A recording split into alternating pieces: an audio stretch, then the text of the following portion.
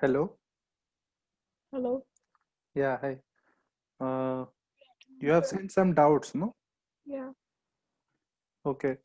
Question number 4. Two concentric coplanar coils of equal turns have radii 10 and 30 centimeter.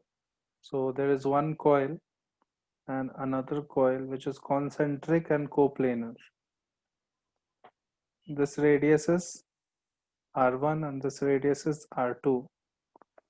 And the number of turns are equal, n turns and n turns.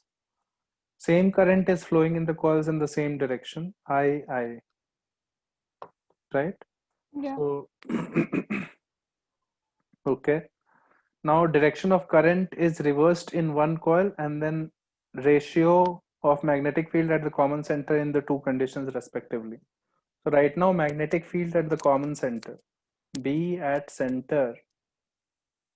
So we have learned that due to a coil, field at the center is mu naught I by 2R, right? Yeah. Yeah. That is field due to one turn of a coil. So if there are n turns, it will be n And times. yeah. So B at center. So if you curl your fingers around this direction, then your thumb gives the angle of, gives the direction of the field. So thumb Mm. will point up here, right? Yeah. And similarly here also. So field gets added in the initial situation. Mm. So initial field will be mu naught I n by 2R1 plus n mu naught I by 2R2. Okay. Yeah. And in the final situation, this current will go in this direction. Okay. So field will get reversed. So you have to subtract it. So Okay. n mu Yeah. naught I by 2R1 minus n mu naught I by 2R2. So when you take the ratio of, in the question, he's asking for ratio of Yeah, I got the rest. Got it. initial to final, right? Yeah. So you can divide and get. Mm. So one time it will be 1 by R1 plus 1 by R2, another time 1 by R1 minus 1 by R2. Yeah. Yeah. Question 5 is also similar only. Uh, one second. Question 5 is turns ratio. Turns are N1 is to N2 is 2 is to 1. And equal current in both the coils flow in opposite direction. Net field is 0. So it's just applying the formula. Mm. Okay. Equal current going in opposite. So this formula, but N1 and N2 Yeah. and R1 and R2, R1 and radii ratio is given as 2 2 is is to to 1. 1. Yeah. I got it. Yeah. I just thought about it. It's the same thing. You just divided the same thing. So this will be 0, so you have to just find it. Yeah. I have a doubt. Like if you have like two like straight wires, and Mm-hmm. then you have to find the magnetic field at a point between them. Two straight wires, like how? Like this, Yeah, perpendicular. parallel wires, parallel. Yeah, Okay. and then you have to find the Current magnetic is, field between them. current flows how? Like this. Yeah, anything. Yeah. So are you supposed to add the fields to find the thing in between? Field at any point. No, now here. So if you have a doubt here, that means there is some issue with the understanding, because suppose at this point I want to find field, right? Mm, So we have one thing that you should also remember, always remember, is that electric field or magnetic field at any point, if you have to find, it will be principle of superposition. So it will be the sum of all possible fields. okay. So basically, if this electric field could be caused by multiple sources of charge, or this magnetic field could be caused by multiple sources of current, right? Yeah. Then B total would be just vector sum of B1 plus B2 plus B3 and so on, Okay. right? Yeah. It is a vector sum. All of these are vectors. So now you have to be careful about the direction. So what happens here is, if this is an I, so now your, by Biot-Savart law, your dl vector is in this direction, right? And r vector is in this direction, right? Yeah. So Yeah. dl cross r will be if I think of this as x-axis and this as y-axis, so it will be I cross minus j, right? Yeah. Yeah. Is the direction of the field due to 1, Hmm. and due to 2 it will be I cross j, right? Yeah. I cross j will be k, Okay. and I cross minus j will minus k, so they are opposite in direction, Okay. right? So Yeah. you can do it by Biot-Savart law and actually write the vector directions, Hmm. or you can think of it as your right hand thumb rule. So think of one wire, dl cross r you have to do by thumb rule. So dl fingers are in this direction, then r, for r you will have to curl your fingers. So Yeah. fingers are like this, then you curl your fingers like this, right? So thumb goes inside the plane of the paper, no? So think of, try to visualize it by your hand. So your first your fingers are in straight line like this. This is your Yeah. dl, first vector. Then your fingers curl in the direction of the r vector, curl like this. So your thumb is pointing into the computer screen. Yeah. And for this, your fingers are like this, and then you have to curl it upward, right? Yeah. Your thumb is coming out of the plane, right? Okay. Yeah. So these are opposite directions. So you have to Yeah. subtract them. Okay. Yeah. Subtract here. But if you had to do, suppose this point, right? Yeah. So now notice that both of the directions are added, Okay. right? Yeah. Here everything is just in the same sense. DL is like this, R is like this. DL is Hmm. like this, R is like this. Yeah. So you have to do it by a principle of superposition. So you have to add up all the fields, and then for while adding, you have to notice the directions of each one separately and then do it. Yeah. Okay. Okay. Ninth one is what? Ninth one is radius. One second.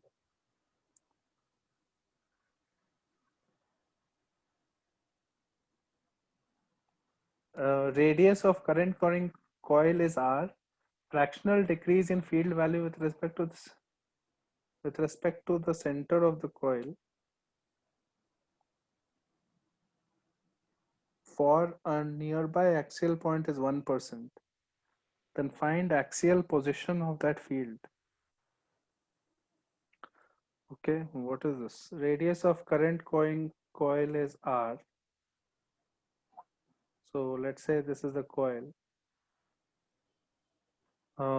Fractional decrease in field value with respect to center of the coil for a nearby axial point. Okay. So nearby axial point, this is an axial point. This is the axis, right? Yeah.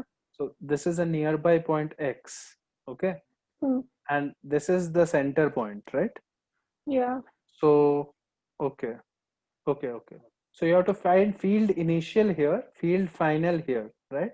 Hmm. And field final will be lesser than field initial. So fractional decrease in field will be equal to Bi minus Bf by initial field into 100. Oh. Okay. That is equal to 1%, right? This is 1 by 100, right? This is given. Yeah. Okay. So now for this, you need to be able to write field at the center, which is easy. So that is equal to mu naught I by 2 capital R, right? Yeah. Field initial, right? Hmm. Now field at a near point, let's say this distance is X. Now this is a field at an axial point of a coil, right? Yeah.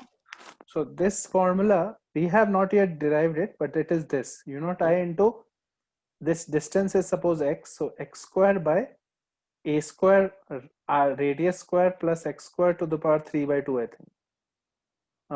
Just let me just check it once. Uh,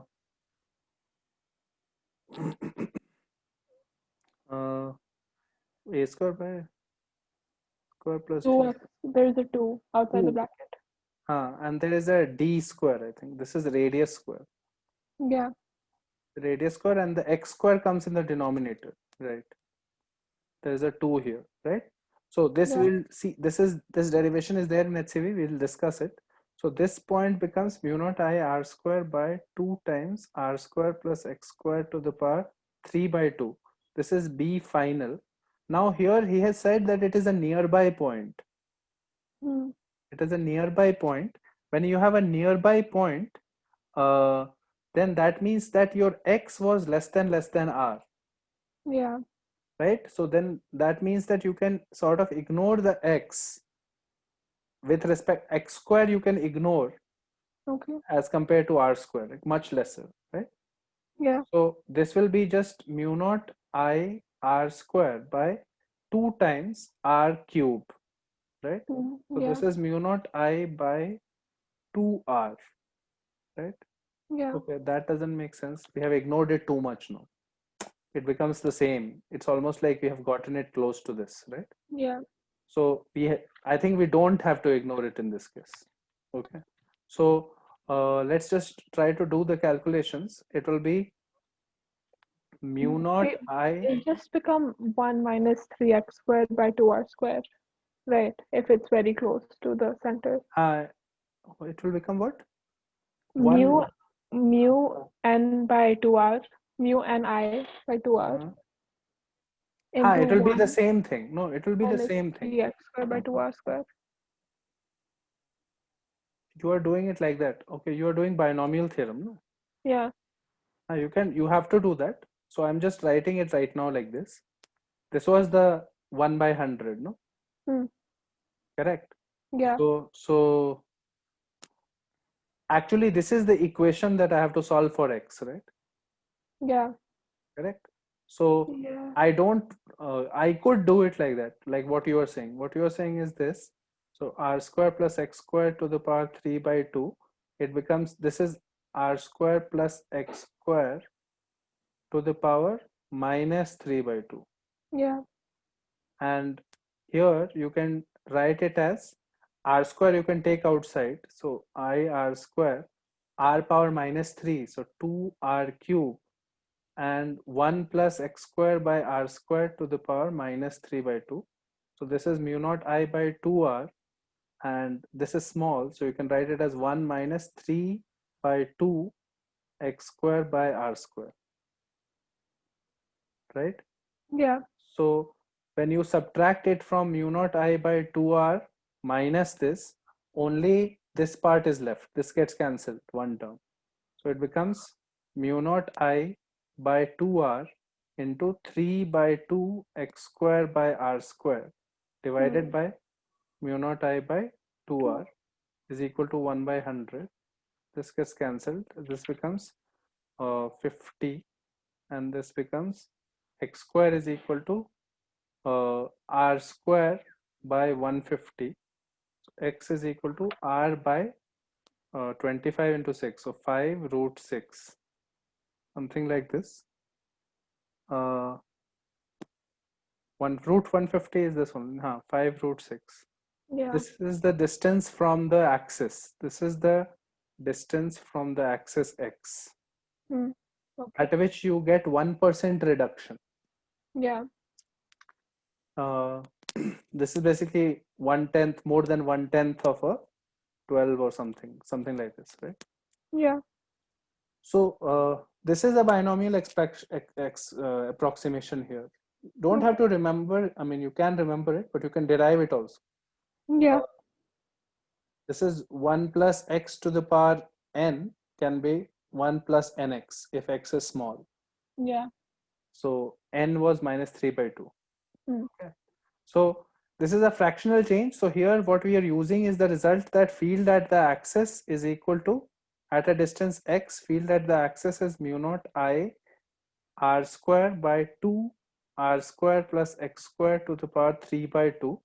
And this is for one turn. If there are n turns, it will be n times. 9 times. The way it comes is you take an element here, dl element, and this creates a db element here, db element, but the field of db is in this direction because db direction has to be dl cross r, right? Yeah. So dl vector, think of dl vector as out of the plane, like it is going inside and it is coming outside here, right? Hmm. And this is your d, this is your normal axis direction. So So it is going inside, and this is r vector, right? Yeah. And dl cross r is in the plane only, but perpendicular. So, Okay. so what we need to do is find the theta. This is theta, this is 90, this is 90 minus theta, and this will come as theta, right? So what you need to do is dB cos theta you need to add. You need to integrate for dB cos theta, right? Because Yeah. dB cos theta gets added, dB sin theta here gets cancelled, Yeah. right? So when you do integrate dB cos theta is common for all the terms because this angle doesn't change. For any point, this is the same theta angle in this right angle triangle. So cos theta becomes common, an integration of dB it is, Yeah. right? And cos theta is base by hypotenuse. So this is the x by r square plus x square root over term that comes, right? Mm. And mu naught I by 4 pi integral dl by r square, right? This is the Yeah. term. Yeah. So r square comes outside. This becomes x by root over r square plus x square into mu naught I by 4 pi. R square becomes r square plus x square. And integral of dl becomes 2 pi into r, right? Yeah. Capital R, 2 pi capital R, right? Yeah. 2 pi capital R, correct. So this becomes a 2, and why am I getting an r square? Is it just r or r square? Wait, cos theta is base by hypotenuse. Oh, base by hypotenuse is r by this, not x by this, right? See, cos theta is Yeah. base is Yeah. r, no? So Yeah. therefore it becomes r square. The formula is now mu naught I r square by 2 r square plus x square to the power 3 by 2, right? Yeah. Basically, the point is doing the Biot-Savart law properly. Cos theta component you have to integrate. Cos theta comes out because this cos theta remains the same. And that cos theta is not x pi, it is r by root over x, r square plus x square. And everything else you do it, it comes as this. So this axial field formula you need to remember. And Okay. obviously field at the center you already know. Field at the axis at a distance x you now know. And Yeah. this field is in the direction perpendicular along the axis. Yeah. B is equal to mu naught I r square by 2 r square plus x square to the power 3 by 2. So this is the last main example of the Biot-Savart laws application. After this, what we have is some generalizations of this formula or some special cases of this formula. So one special case is x is less than r. Then last time we saw it became same as the base formula, right? Yeah. If x is less than r, it becomes same as the formula for the center, which is mu Mm. naught I by 2r. Yeah. If it is far off, right? If x is greater than r, right? Mm. Then it becomes mu naught I r square by 2x cube, right? Yeah. Right. So now if you do, if you write, if you multiply by pi and pi, right? Mm. Correct. So then Yeah. notice that this becomes mu naught I into area of the loop by Yeah. 2 pi into x cube, right? Yeah.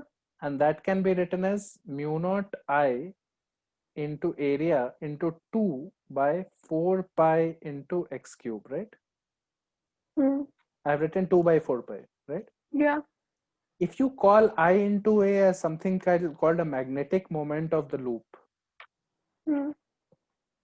current in the loop multiplied by area of the loop is called magnetic moment. If you call that magnetic moment, then you get mu naught by 4 pi into 2p by x cube, right? As Yeah. formula for the field for a far off point. Yeah. X must be greater than r. Now this formula is very similar to the dipole formula for axial point very far off. When there is a dipole, right?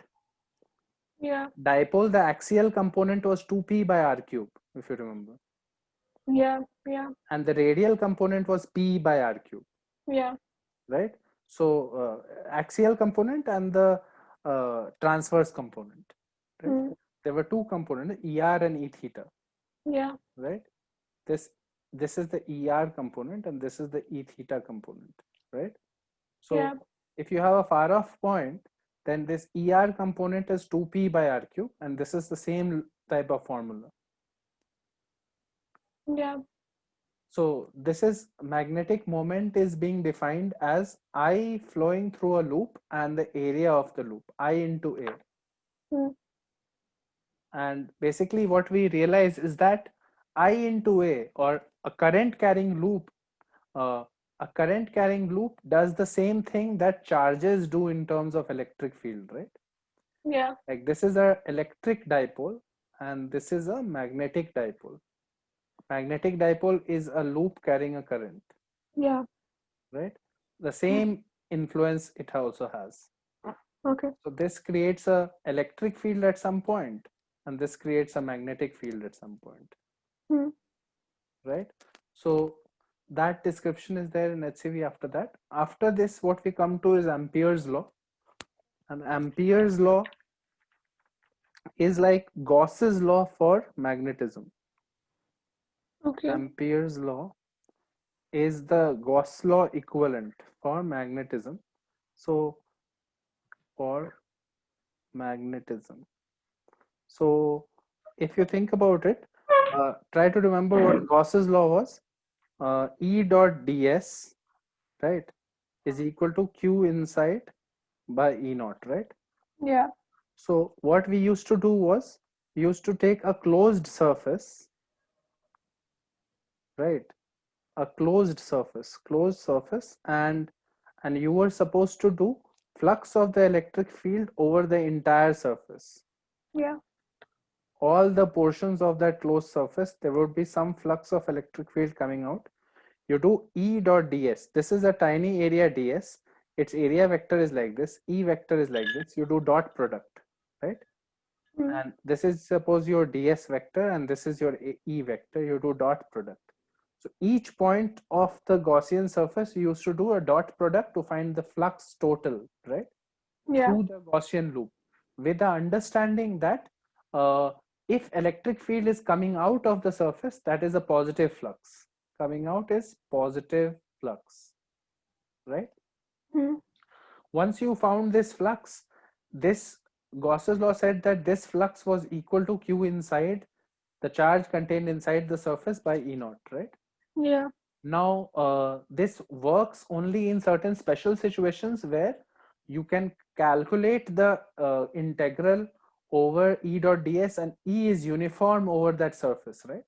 Yeah. If E is uniform over that surface, E can be taken out of the integral and it comes like this. And if you can write the area of the surface, then you will get the value for E from there, right? Mm. Otherwise, Gauss's law will be valid still, but electric field value you will not be able to isolate. Gauss's law gives flux value, not field value. Okay, you understand? Yeah. Now, in a similar way, you want to apply some physical principle like that to get magnetic field. Okay, so what we have here is a closed curve, not a surface. Like you can create any closed curve or closed loop, basically, right? Yeah. If you have a closed loop along the perimeter of the loop, just like here it was along the surface of that closed surface, right? Yeah. Basically here also it was the boundary of the surface, no? Mm. Boundary of the surface, and here also it is along the boundary of that loop, right? Along the Yeah. boundary you can take small length elements, dl, dl vectors are like this.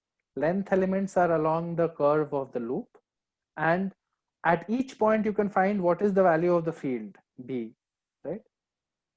B. At each of these points, field could be in any arbitrary direction, right? And what Yeah. you have to do is integral of B dot dl, right? Integral of B dot dl along the curve. Mm. along the entire curve, arbitrary shaped curve, dl and b. And once you do this whole b.dl at different points, this is called, the whole integral is called circulation or line integral of b over the curve, line integral of b over the boundary, over the loop. Now Ampere's law says that this line integral is equal to b dot dl is equal to mu naught into I, where I is the I enclosed within the loop. Within the loop. So what is the meaning of I enclosed within the loop? Like the I that is crossing that loop. Okay. There could be some currents that cross through that loop. Okay. So whatever your loop is, some currents could be crossing that whole area, right? That Yeah. is I1, I2, I3, I4. Let's say 4 current lines cross. So you have to take one direction as positive and the other direction will automatically become negative.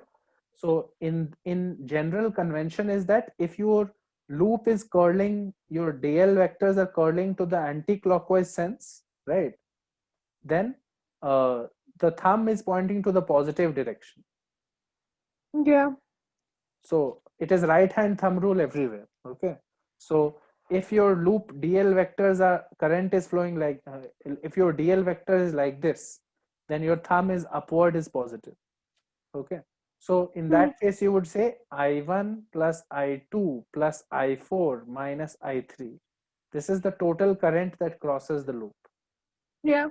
Right? So mu naught into I enclosed, you have to do, which is I1 plus I2 minus I3 plus I4. Yeah. So that is your Ampere's law. So we'll quickly see one simple example of applying Ampere's law. So suppose there is a long wire carrying current I, long wire. Now, Ampere's law also suffers from the same restrictions that Gauss's law had. Like you cannot take an arbitrary type of curve around this and try to do it. The reason is this current is crossing fine, but along the boundary you have to find b dot dl, no? Yeah. Along each of the boundaries of this curve that you took, you have to find b dot dl, but this point b1 will not be the same as this point b1, no? Because it is closer to the current, right? Yeah. And this point b2 will be different, right? Yeah. And b3 will be different. So you will not be able to evaluate this b dot dl nicely, right? B will be different at different points, so the integral will be really difficult. You understand? Yeah. However, if I had chosen a nice circular situation, circular loop, right, where each point is equidistant from the wire, right? Yeah. And by symmetry, every point's magnetic field is same, right? Same. Yeah. So therefore, what happens is this B can be taken out of the integral and it becomes B integral dl, right? Yeah. And then this dl length, perimeter of this loop is also easy to say. It is B into 2 pi r. Yeah. Right? And that is equal to, by Ampere's law, that will be equal to mu naught into I that crosses it. So only one current is crossing it, so mu naught I. So magnetic field will become mu naught I by 2 pi r, right? Yeah. Yeah. So this is a straightforward application of Ampere's law, which gives the answer very quickly. But if the loop was not symmetric around the current, right, then you would be stuck with this. You would be stuck with this. You know this is still correct, but you cannot find B, right? Because you cannot isolate. These are different B's, no? Yeah. So you have to be careful. In the same way that you are doing Gauss's law, the same principles apply here also. Yeah. So you have to take nice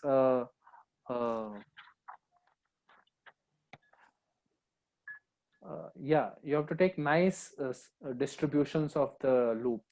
Okay. Yeah. Yeah. Now, 1 second. Magnetic field at a point due to a long straight current we have already seen. Then there is a solenoid. So okay, so solenoid is just a tightly packed set of wires like this. Very tightly packed set of wires. and they carry current, and this interior point, this is the axis of the solenoid. This is the axis of the solenoid, and this the number of turns, right? N is called number of turns per unit length. Mm. And each turn, like there is current coming, current flowing in this, right? Yeah. So current is turning many times and going around. Now obviously, if you have just one loop and current going like this, then you have a field at the center, right? B. Yeah. And if you have so many loops, then there will be field at the center, obviously, right? Yeah.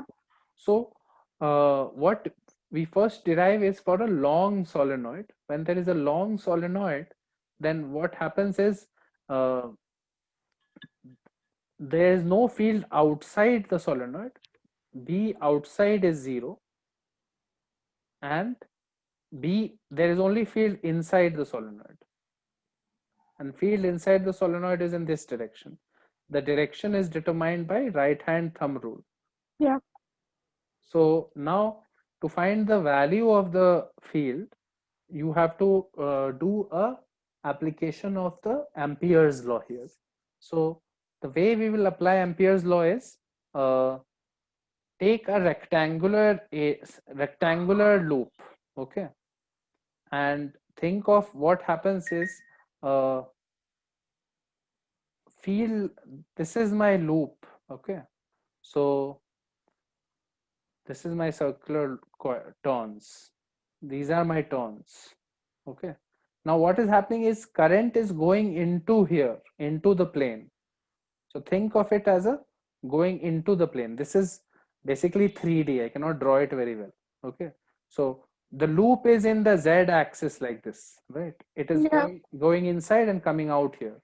But Yeah. what I have done is taken a rectangle in such a way that the coming out portions here are not inside the rectangle. Mm. Okay. So only current is going into it constantly, but not coming out from it, right? The Yeah. loop is over by then. Yeah. So now what we need to do here is, let's say the length that I chose was L, right? And the solenoid had N turns per unit length, right? Yeah. So the total number of turns in this much length L will be N into L, right? NL turns. Yeah. And each turn, once the current is going inside, no, I. Each turn of the loop means one time it is crossing that loop, no? Yeah. Crossing my required area, right? Yeah. One time it is crossing. So that means that I into NL is the total current inside the loop, right? Yeah. Correct. So mu naught I enclosed will be equal to mu naught I NL, right? Mm. Correct. And now think of what happens to the left hand side. So this was my thing, and solenoid was passing like this, and my area was like this. So we know that because it's a long solenoid, field outside the solenoid B is 0 here, right? Yeah. And we earlier saw that if the solenoid was like this, field is in this direction, right? Yeah. So field is in this direction. Then when you do B dot dl on this edge, right? Mm. B dot dl when you do here, it will just be B dot dl, B dot dl, B dot dl keeps adding up. It becomes B into L Yeah. in this surface. And the other two boundaries do not contribute because B dot dl, the angle between dl and L 90, right? Yeah. Because B angle is like this and dl is like this now, right? Mm. And this is also perpendicular. So no dot product here. So the dot products disappear here 0, here 0, and here magnetic field only is 0, right? Outside. Yeah. So the only thing that comes from B dot dl on the whole curve is equal to B into L, right? Mm. And that is equal to mu naught into I enclosed, which is equal to mu naught into I into N into L. And yeah. So BL is equal to this, and B becomes mu naught Ni. Yeah. So this is the derivation of the solenoid field. Uh, B is equal to mu naught Ni. Now what happens is if you twist a solenoid and into a circle, that is called a toroid. Like twist a solenoid in a circle, draw a circle and have a solenoid around it. Yeah. And again you have to choose an appropriate Amperian law surface, right? Amperian law area. Yeah. So what you do is take a circular thing, take a circular area such that one time it crosses but the other time it doesn't cross. Okay. It crosses that area once for each turn, right? Mm. But the coming out is not inside that loop. This is my loop. You understand what I'm saying? Yeah. The Yeah. current is going in but coming out from somewhere outside the loop. Yeah. Right? Yeah. So that means all the currents will be going inside like this, right? Yeah. So let's say total number of turns are n turns in the whole thing, in the whole toroid, right? So current enclosed will be equal to n times I, right? Each turn gives one I, right? It'll just be the same as in solenoid, right? But it's same, but in this case the formula is written as capital N by 2 pi r types, right? So Oh, actually it is okay. the same, but here it is n turns in the whole thing, and there you were using small n, which was number of turns per unit length. For unit length, yeah. It's the same formula if you use the same units, right? Yeah. So total current is mu naught Ni, and now what happens is field in the solenoid is in this direction, right? Inside. So Yeah. field is along this, right? Yeah. Along my loop's boundary, field is B into 2 pi r when you do the integral of B dot dl. Yeah. So B into 2 pi r will be equal to N into I, right? Mu naught. So B becomes equal to mu naught N I by 2 pi r. So you can think of the N by 2 pi r as your turns per unit length, Yeah. right? So it will look like the same formula then, right? Yeah. So this is like one or two cases where you can apply Ampere's law. In general, you will mostly use Biot-Savart law. You will not use Ampere's law so much. Sometimes where it can be used, it will be fast. Okay. Okay. So now you should do questions of the examples and exercise from HCV. So let's do a few questions and see if you're understanding everything. Have you started doing your booklet, Allen booklet? Have you done as much as you can? Yeah. Okay. Question number, for example. Okay, so look at question 18, for example. 1 second.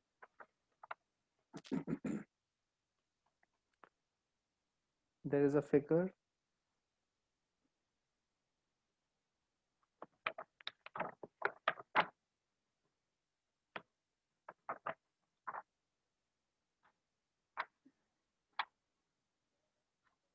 Or which question? 18. A, B, C, D. P is at A by 4.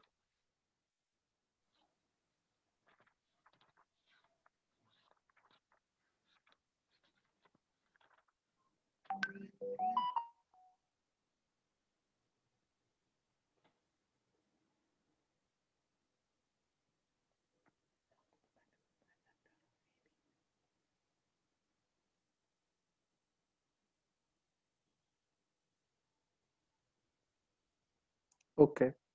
So current I comes like this and leaves like this, right? Yeah. So now A, B, C, D are made up of uniform wire. Made of uniform wire. So basically, how much current should flow through AB and BC? I by 2, I by 2. and I by 2 should flow from here, right? Yeah. Now, the question is basically due to these currents, what is the field at P? and P is at a distance of A by 4 from the AB side. Okay, then you can just use the Biot. So You can use the sine alpha plus sine beta version, yeah, right? yeah, So field due to this and field due to this is now 3A by 4, right? hmm.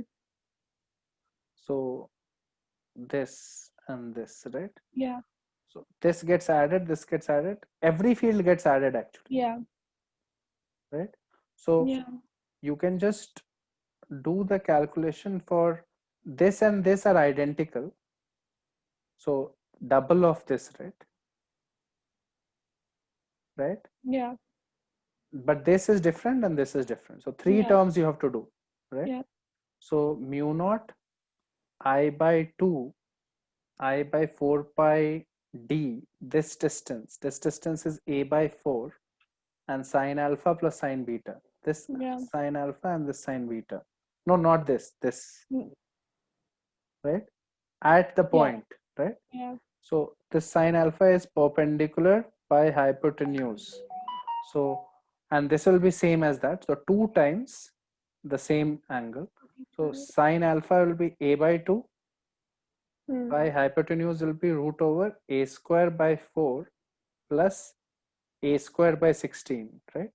Yeah, This is my field due to this element.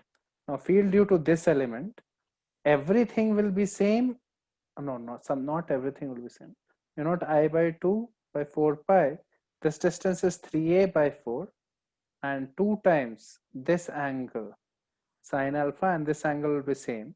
So it will be 2 times sine alpha will be perpendicular A by 2 by root over A square by 4 plus 9A square by 16, right?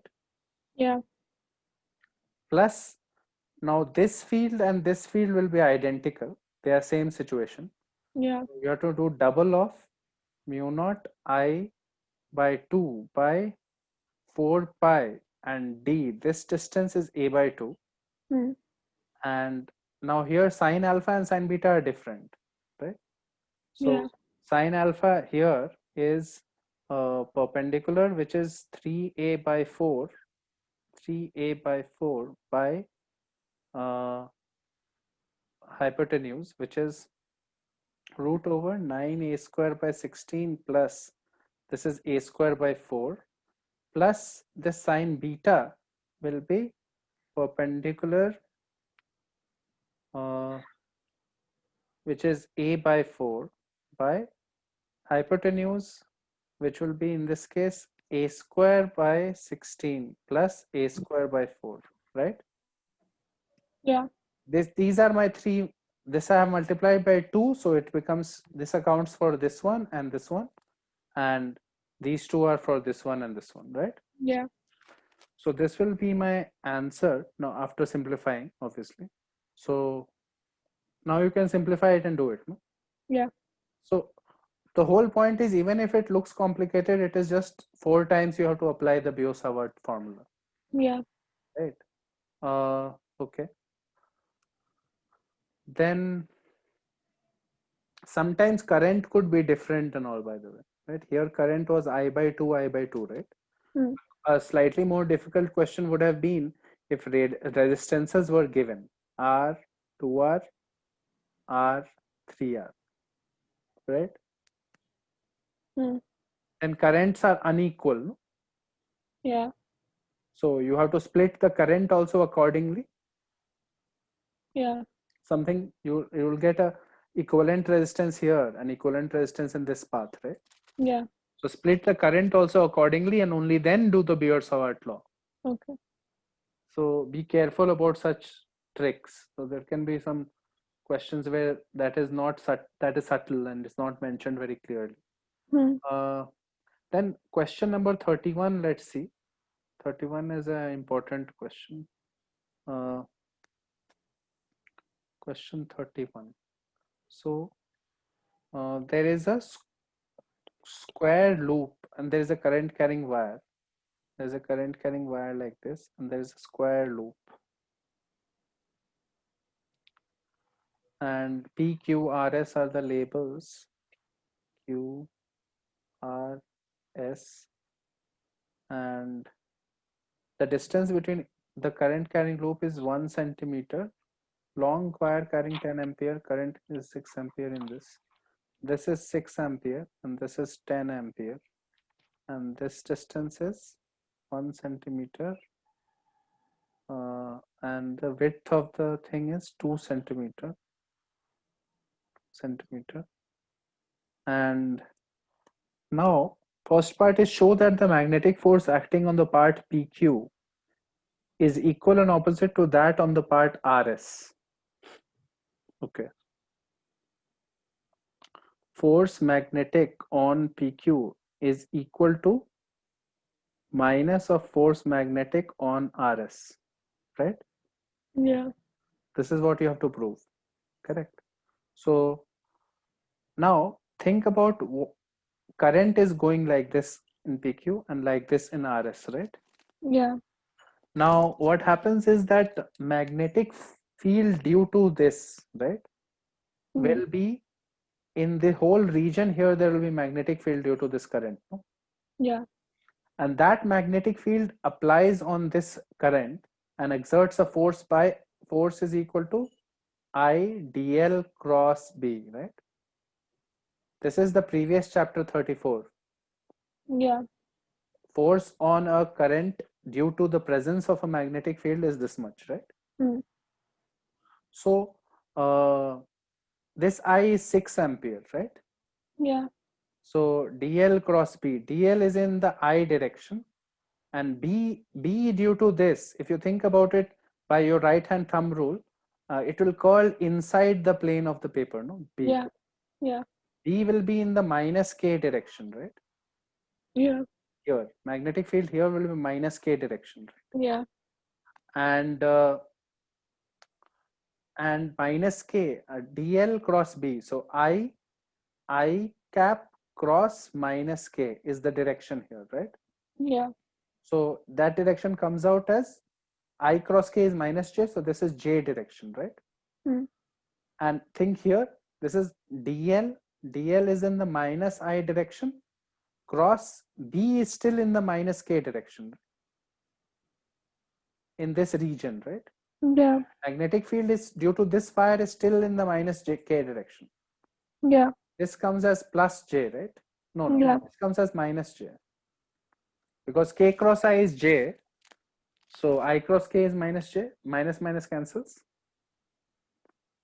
Yeah. So notice that the field force directions are coming opposite, right? Yeah.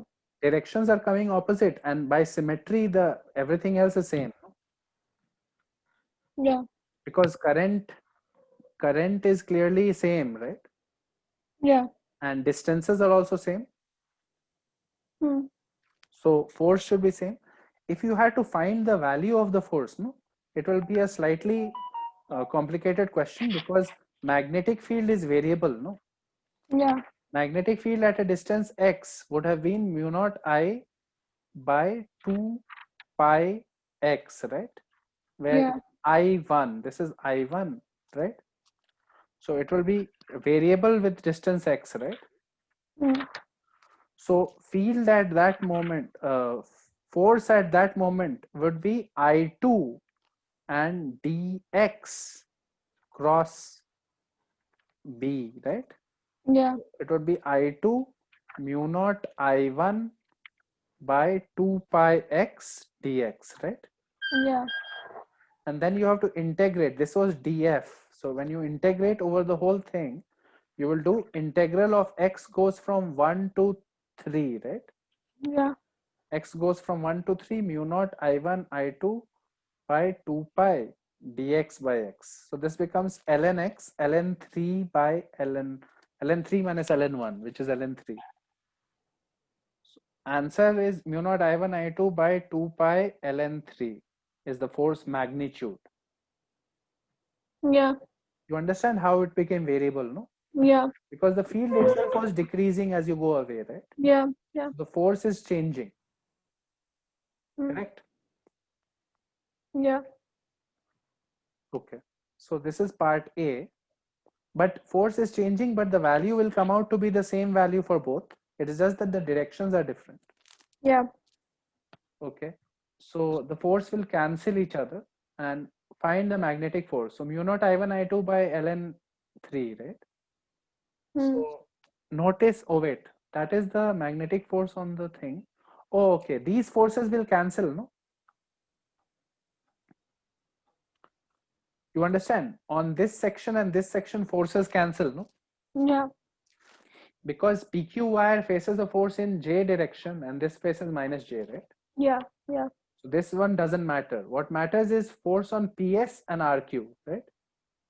But PS and RQ is much more easy to find out because they are at a fixed distance 1 centimeter and fixed distance 3 centimeter, right? Yeah. Correct. So this was 6 ampere and this was 10 ampere, right? So field at this distance due to first current D1 is equal to mu naught into 10 ampere by 2 pi into 1 centimeter, right? Yeah. And force will be equal to I dl cross B. So I 6 ampere into length, which is 2 centimeter, into current, which is mu naught into 10 by 2 pi into 1 centimeter, right? Yeah. So you will get a nice answer here. The other hand, the other force would be 6 ampere into 2 centimeter IL cross B, but B will be different. 2 pi Yeah. into 3 centimeter now, right? Yeah. So this force will be 2 by 3 and this force is 2 by 1 of something. Yeah. So there is a difference between them. You understand? Yeah. Yeah. The force directions will also be different. So you have to subtract and get the effective force. Okay. Right? Yeah. Makes sense, no? Yeah. So try some of these questions here because I don't think your Allen book will have such questions. But anyway, if you do a little bit of this, you should feel more confident about your exam. Okay. What we will do next class, which we can do if you have enough doubts and all, we can do it tomorrow also. Yeah. Tomorrow's fine. So if you have collected some doubts and all, we can discuss it tomorrow before your exam. Okay. So we'll do more doubts tomorrow. Yeah. Okay. I'll Okay. see you then. You can Okay. just get as many doubts before your test as possible. Yeah. Okay. Okay. Bye. Thank you, sir.